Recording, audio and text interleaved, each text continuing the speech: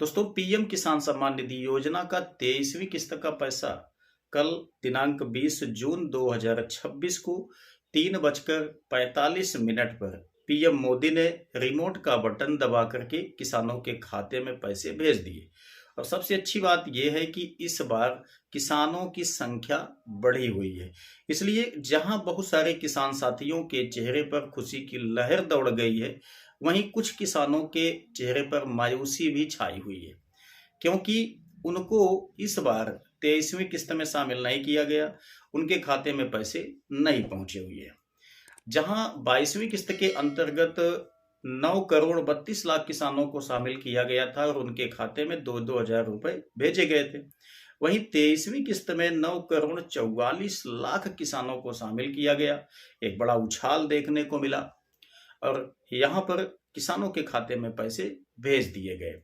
तो भाई, जिन किसानों को पैसा नहीं मिल पा रहा था, किसी वजह से उनका रिजेक्शन आ रहा था, ऐसे किसानों को भी इस बार शामिल किया गया है। ठीक है, तो वो तो खुश हैं। लेकिन जो किसान साथी पिछले समस्त किस्तें प्राप्त कर चुके हैं, उनमें से काफी किसानों को इस बार हटा दिया गया है, शामिल नहीं किया गया है। तो ऐसे किसान साथी मायूस हुए हैं। अब भाई, उनको पैसा नहीं मिला है तो कुछ ना कुछ तो वजह होगी जिस वजह से पैसा नहीं मिला हुआ है। तो क्या वजह हो सकती है, क्यों पैसा अभी तक आपको नहीं मिला? अभी मिलने के चांसेस हैं 23वीं किस्त के अंतर्गत कि नहीं है? आइए सब कुछ जानते हैं आज के इस वीडियो में। दोस्तों देखिए, 23वीं किस्त का पैसा तारकेश्वर, हुगली, वेस्ट बंगाल से कल के डेट में यानी कि 20 जून को भेजा गया। और इस बार टोटल किसानों की संख्या 9 करोड़ 44 लाख थी। वहीं टोटल अमाउंट की बात किया जाए तो 18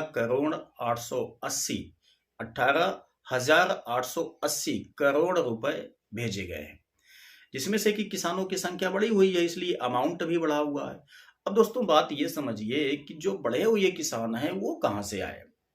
तो भाई, काफी सारे किसान का एप्लीकेशन फॉर्म पेंडिंग पड़ा हुआ था, वो इसमें मॉडिफाई हो गया तो उनको भी पैसा मिला। दूसरी चीज ये है कि काफी सारे किसानों को किस्त मिल चुकी थी इसके पहले, लेकिन डाटा पेंडिंग हो गया था, कुछ उसमें प्रॉब्लम दिखने लगी थी, इस वजह से उनको नहीं मिल पा रही थी। लेकिन जब उन्होंने इसमें सब कुछ अपना करेक्ट करवा लिया तो उनको भी शामिल किया गया। दूसरा चीज दोस्तों ये है कि कुछ नए किसान भी तो शामिल हुए हैं, है ना? तो नए किसानों को भी यहाँ पर शामिल किया गया है। चौथी बात ये है दोस्तों कि काफी सारे ऐसे किसान थे जिनको शक के दायरे में डाल दिया गया था। कहने का मतलब ये है कि एक ही फैमिली में एक से ज्यादा लोग किस्त का लाभ ले रहे थे, तो उनमें दोनों लोगों को लाभ से वंचित किया जा रहा था। ठीक है, लेकिन इस बार क्या हुआ, डाटा एनालाइज किया गया कायदे से और ऐसे सस्पेंस वाले किसानों को करेक्ट किया गया। उसमें से एक किसान को रिप्लेस कर दिया गया, एक किसान को शामिल किया गया।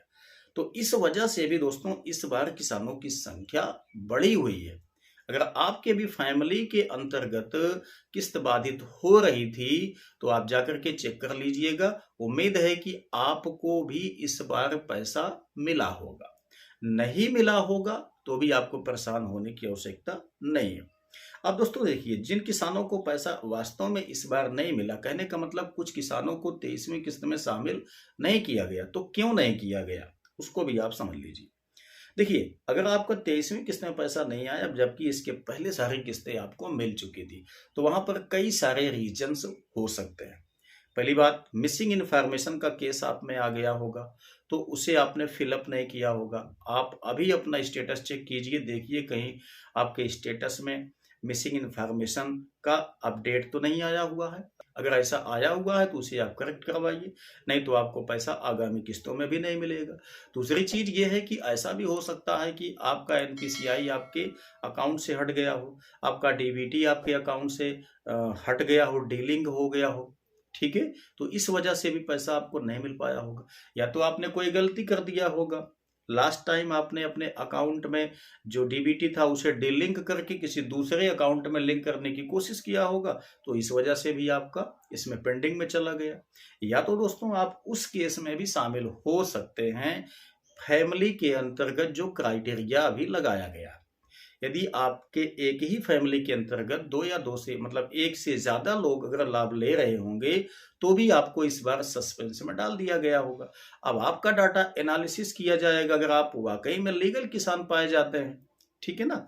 तो 1 लोगों को टर्मिनेट किया जाएगा और 1 लोग को किस्त सा दिया जाएगा। तो इन सब वजहों से ये परेशानियां देखने को मिली हुई थी। तो जाइए फटाफट अपना सबसे पहले स्टेटस को चेक कीजिए पीएम किसान सम्मान निधि योजना के ऑफिशियल पोर्टल से। उसके बाद देखिए कि उसमें क्या मेंशन किया गया है। और हाँ, कुछ टेक्निकल प्रॉब्लम की वजह से भी पैसा खाते में नहीं आ पाता है। ये आपके बैंक के सर्वर पे भी डिपेंड करता है और यूआईडीआई के सर्वर पर भी डिपेंड करता है, क्योंकि पैसे भेजने का जो माध्यम है वो आधार मोड है। आपके अकाउंट से पैसा नहीं भेजा गया, आपके आधार कार्ड के माध्यम से पैसा भेजा गया है, आपके आधार नंबर के माध्यम से पैसा भेजा गया है। ठीक है, तो ये टेक्निकल ग्लिच हो सकता है, इस वजह से आपके खाते में पैसा अभी नहीं आया होगा। लेकिन अगर सब कुछ आपका सही था और पैसा वहां से भेजा गया है, तो आपको परेशान नहीं होना है। पैसा आपका 1-2 दिन के बाद भी आपके खाते में आ सकता है।